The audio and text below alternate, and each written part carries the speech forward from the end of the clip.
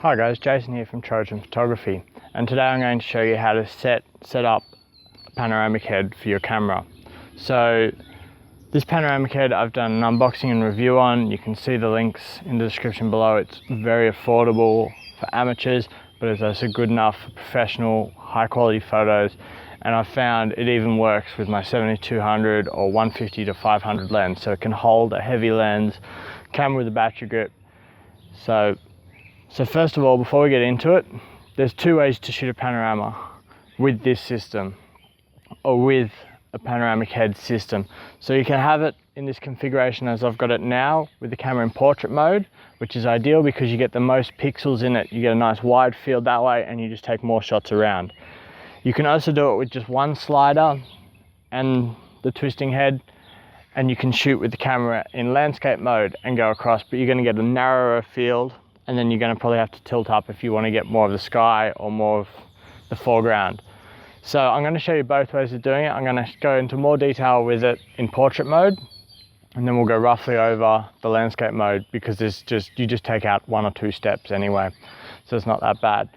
So first of all, I've got it on the camera. I've got it on my tripod. You need a nice sturdy tripod.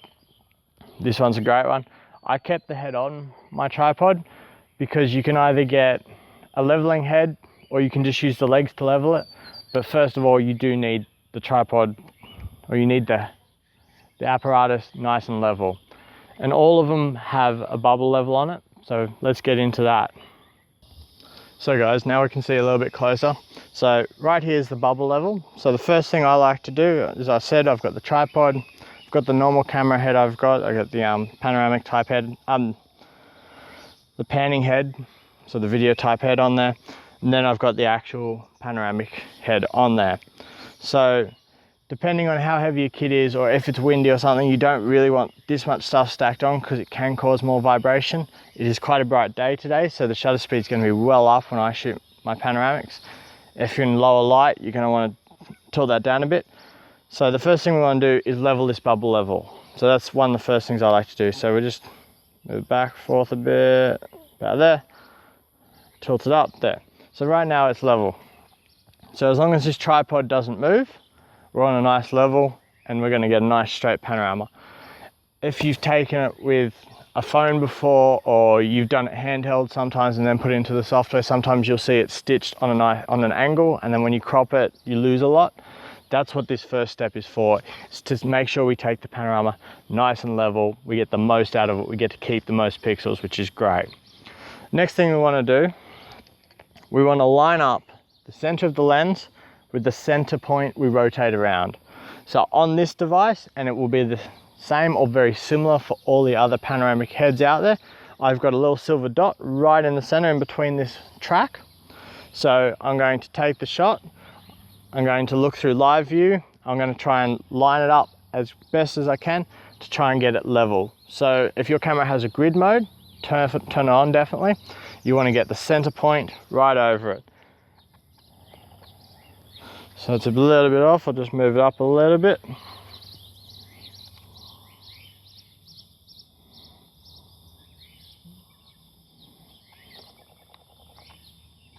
All right, and that's it. So live view mode's great. If you don't want to use live view, or your camera's a little bit older, or you're using a film camera and you don't have live view, you can look through, and all cameras have a center AF point. So line up that very center dot of the AF point with the center of that, and you're good to go. So take note with this part. So lock it off, and right now mine's sitting at, all of them will have a little reader line here with a little measure on it, so dash lines. Mine reads right now, I've got an arrow that points to it. I've got it at 68 mil, and that's in from there. It doesn't matter where it's in from. If yours doesn't have a readout like this, if it's a cheaper one, or it's worn out or something, it doesn't, get a little texter or marker or something and just mark where it lines up. So with this setup, which is my 550D plus the battery grip I have on here, it reads at that. Every time I set this up on the field or wherever I go, this is where I'm going to line up this point. I don't have to do this task of lining up that center dot because it's based on how far in the sensor is And as long as I've got this battery grip and this camera, it's always going to be the same distance in. Now, if I go out and I don't take the battery grip with me and I'm just shooting with the body, I'm going to have to reline it up, obviously, because it's going to move further this way. I'm going to have to compensate for that to get it in the center. So that's the first point. So that's lined up. You write it down a little book, write it down a little notepad, piece of paper, leave it in your camera bag, leave it with the kit. And that way, every time you get out, even if you forget it, you can just line up. So that's the first step, that's done. You don't have to worry about that again. So we'll loosen this off and we'll turn the camera on its side. So now we're in portrait mode. So the other thing with this one, and a lot of them, it has 360 degrees marked out in 5-degree increments, which is great. And with this one, it actually has locking holes, so this silver pin will lock in, which is great. Which means that's what gives me the ability to shoot with the 500mm lens. And panoramas at 500mm is something just very different and very unique, which is awesome to shoot with. So anyway, we've locked that in. So the next step, we're going to try and line it up back and forth. So we're going to try and find the center focal point, where the focus point is within the lens. So it's the middle point. So this is what stops the parallax. Now, that's the whole reason we're trying to set up like this. We want to stop parallax. Now, parallax is something you might realize when you take a panorama with your phone and you hand hold it and turn it around. You see the artifacts where things cross over and they don't line up correctly. You can look it up. There's some very simple diagrams on Google and other websites and forums out there which show you the basics of parallax. So we'll get into that. So I've just spun the camera around, that's looking at me in the same spot. So right now behind me I've got my shed. And then you can see in the distance I've got a black fencing line, black fence, which all has vertical uprights. So this is a great setup to have to set this part. The other thing, you could have 2 pegs, 2 posts in the ground, 2 trees if they're quite straight, 2 buildings or something. Any 2 vertical points. You want one quite close to you, you want the other one at a fair distance. So right now I've got about 2 meters from me to the shed, and then I've got about 15 to 20 meters between the shed and the fencing. So it gives you the distance when we'll work out the parallax. So we're going to go into camera soon and I'll show you the video that's coming straight out of the camera. You'll be able to see firsthand what the parallax is and why we want to get rid of it when we start stitching. So for this function, we're going to loosen off this bottom screw. So we'll loosen that up. That allows this top rail to slide back and forth.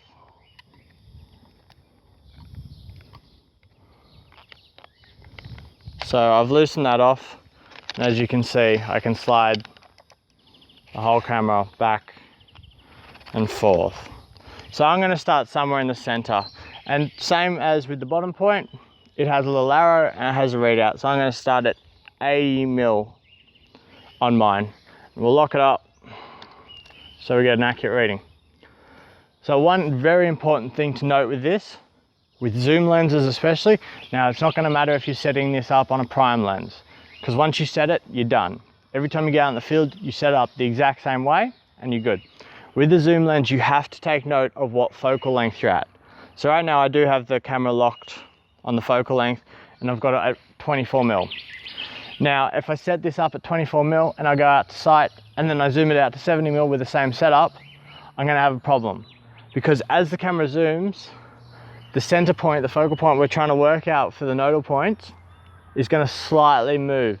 Now, it might not make a huge difference, but it will make a difference, and it defeats the purpose of having this rig. It defeats the purpose of setting it up. So with this step, I encourage you to come out one day.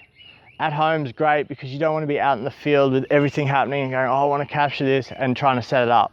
So do it at home or in your local park or somewhere nice and easy. I recommend you to really bring out all your lenses, and even if you've got a couple of bodies, whatever, bring them all out and one day just go through them. So we've set up the center point, that's easy, that's done, that's set. Do this and then change lenses, change focal length, and write down the positions they sit in. So that is a note, and I'll cover it again at the end just so we don't forget. So right now I've got an 80mm on the slider. Right now the lens is at 24mm. So let's go into the camera and let's see what we get. I'll just move it into movie mode. So now we're in the camera, and you can see from the little screen up top, you can see me, so you'll be able to see what I'm doing as I'm doing it. But we can see as we move it, we're going to line up the edge of the shed with that post. So we can see that post, it's just off. So I'm going to lift up the camera, I'm just going to move it across a bit until right there, it's in line. So I'm just going to move the whole camera left and right just a little bit, and we're just going to rotate around that point, and we're going to see what happens. So just going to move it to the left a bit. We can see how that post moves slightly away. Now I have actually got it pretty close to the point, so it's not moving too much, but then if we move it to the right, we can see it sort of start to disappear. So I'm just going to change the angle on this. I'm just going to pull it away and really exaggerate what we mean by this parallax. So move it right to the end. So right now it's lined up pretty well. We're going to move it to the left. We can see it's pulled away. Move it to the right. And see there's a gap there. Move it to the left again. And you can see it's pulled away. So it's not staying in the same point. And that's what it's about. It's about the close objects and the far objects staying in relative motion to each other. So as we go past the shed, as we look on the line of the shed point, we don't want that fence post in the distance we initially focused on to move behind or have a gap between. So right now it's doing this. As we swing, it looks like both objects are moving away from each other. By finding that parallax point, the nodal point, to get rid of parallax, we're keeping them in line, and as we look around, they stay in the same relative position to each other. So you just got to sit there, loosen off this again, we'll push it out. I'll show you an extreme. We'll move the camera all the way forward and we'll see what we get. So you can see they're in line right now. As we move it to the left, see that? There's a huge gap between that post and the shed line. So move it to the right, it's in line again, and all of a sudden it's disappeared behind the shed, see? So that's what we're talking about with the parallax. So from here, we just sort of move it a centimetre to a centimetre and a half at a time, depending on how you want to do it. I know the point was around 80, so we're just going to move it back near 80. I reckon it's a little bit forward of 80 mil on this. Tighten it up so we get a nice accurate reading. We're looking at it, we'll go all the way left, then all the way right, and we can see it opens up again. So I've probably gone too far past 80, it's probably a little bit back for this camera.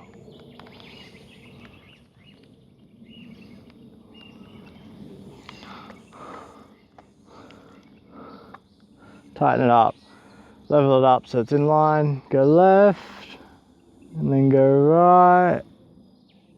We can see it's pulling away again. So just make a minor adjustment. I probably overcorrected it too much.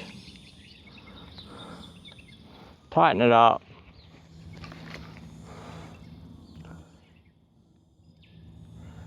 Just center it.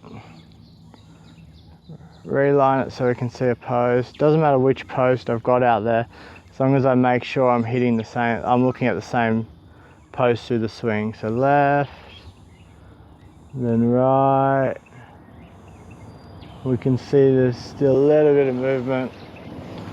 So one final adjustment, I think I'll have it.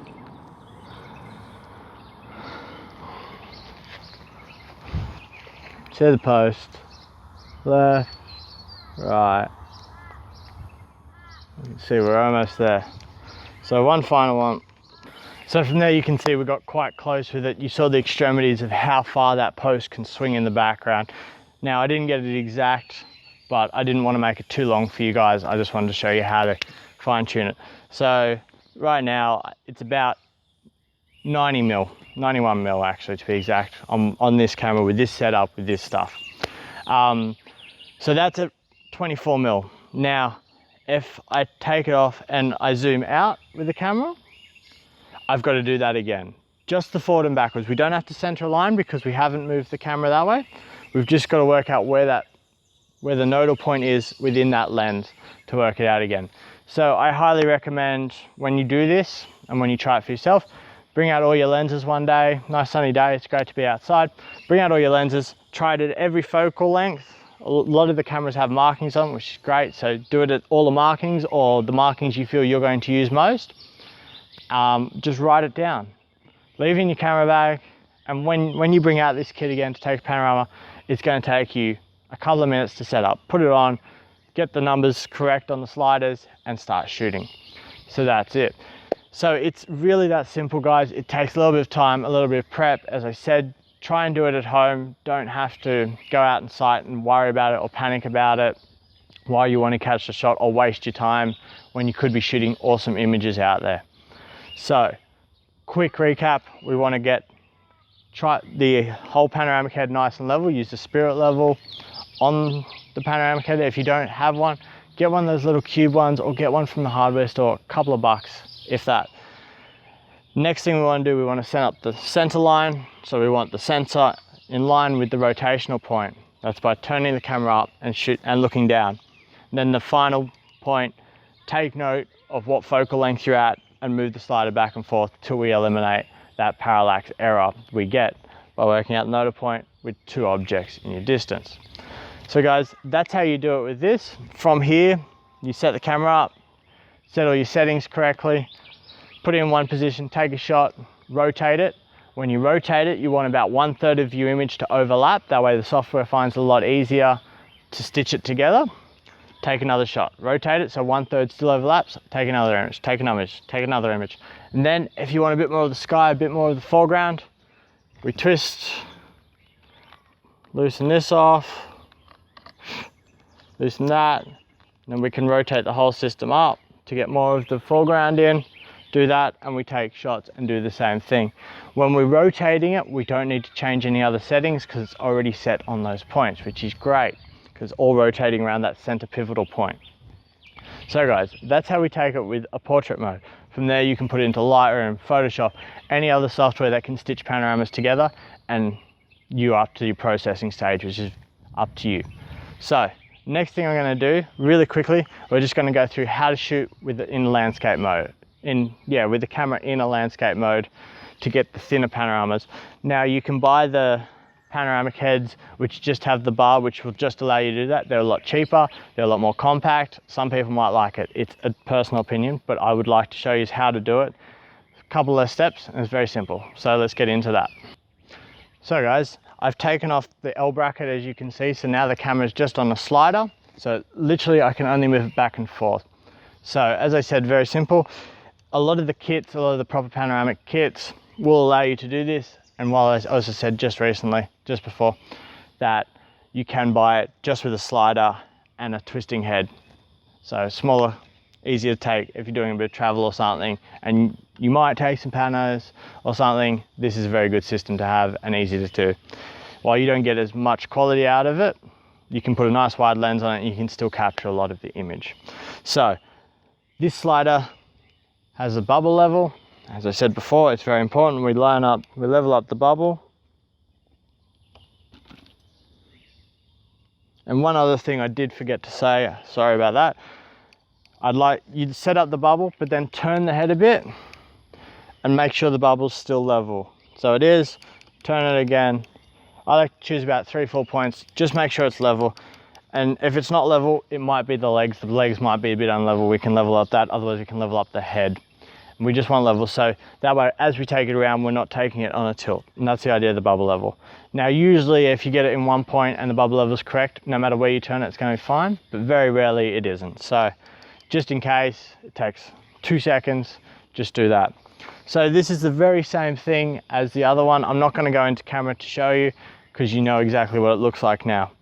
All it is, I've got the marker and I've got the line. We loosen this off, we can slide it back and forth. So same thing, set it up looking at the corner of something or a post, and then line it up with the other post in the background. If that means moving your tripod with the camera system, that's fine. Set it up, have a look through the viewfinder, use live view, zoom in on live view if you want. You can go up to 5 or 10 times depending on your camera. Mine goes 5 and 10 times, which is great, so I go 10 times. You look at it, you twist it left, right, see if the object in the distance gets hidden or covered by the object in the foreground. If it does, move it back a bit. If it still does, move it back a bit more or move it forward depending on which way it moves. It's a little bit of trial and error sometimes, but it takes no time. It takes very minimal time to do, especially when you're just doing it by yourself and not making the video for everyone. So just move it slightly back and forward until you start to pinpoint, then make very minute movements until you get it exact to the level you want. Lock it down, take a note the focal length, and then also note the distance on this slider. So that's very simple. There's one more thing I really want to talk to you about. It's very simple, but it will make a huge difference. So as you can see, this system has a quick release mount. I've got the quick release mount on here. You want to make sure that's perpendicular to the camera body, and that way we can set it up like that. And you want to make sure it's nice and tight. You don't want it moving or sliding halfway through a shoot. The next thing is, because of the system, when I slide it on, it can move back and forwards like a lot of sliding systems like Arca Swiss and stuff can. So when I put it in, it clips in, so it's got a safety clip, and you tighten it down. But before you tighten it down, you can see it still moves a bit. I always like to make sure the plate's nice and level, flush on both ends, lock it down. And same thing with the base plate, the quick release plate that sits on the slider. I like to make sure it's nice and flush with the back of the slider. If this changes or if this moves, all the numbers you wrote down are useless again. So make sure everything's flush, and then when you get out to site, just double check it's flush, nothing's moved, nothing's get pushed around or something. Because if it moves off flush, those couple of mils can make a big difference depending on what kind of focal length you're shooting with. So make sure it's nice and flush. So that's it, guys. I hope you enjoyed it. The tutorial probably went a little bit longer than I wanted it to, but I really wanted to cover those basics and sort of the more advanced stuff and some of the very important points to take note of, guys. So in essence, make sure you write down all the numbers, piece of paper or something, chuck in your camera bag. That way when you get out site, it's going to take you a couple of minutes to set up. You're going to have a lot more fun out on site. You're going to get a lot more panoramas, and I hope you really enjoy taking panoramas because it is a great style of photography to get into, guys.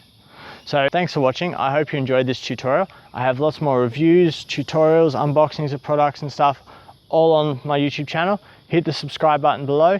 Give us a like if you enjoyed it, if you enjoyed this video. And if you want to see any other sort of tutorials or reviews or something, leave us a comment below. If you have any other questions about this tutorial, about settings or how to do it, what settings I'd recommend for shooting with, or yeah, anything else, setting up the panoramic head to shoot panoramas on site or around the house or something, please leave them in the comments below. I always answer all the questions I get because I do enjoy it. I love your responses, guys. So you can also find me on my website and on Facebook. Links are in the description below, guys. So thank you. And guys, I'll just leave you with a couple of pictures that I've taken of panoramas around Sydney area and in the Blue Mountains. Thank you.